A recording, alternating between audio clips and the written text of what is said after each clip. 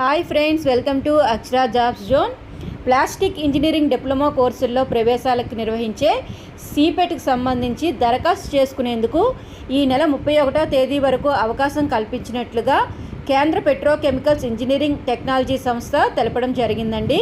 10వ తరగతి ఉత్తీర్ణులైన అభ్యర్థులు 3 ఏళ్ల plastic technology, plastic mould technology diploma కోర్సుల ప్రవేశాలకు అర్హులని తెలపడం జరిగింది.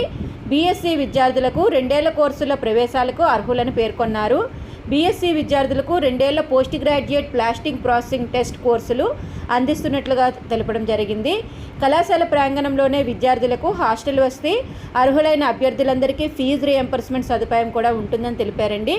జూన్ 9వ తేదీన విజయవాడ, అనంతపురంలో సిపెట్ ప్రవేశ పరీక్ష ఉంటుందన్నారు. ఈ పరీక్షలో వచ్చిన ర్యాంక్ ఆధారంగా 150 సీట్లు భర్తీ చేస్తామని, సందేహాల నివృత్తికి 63001479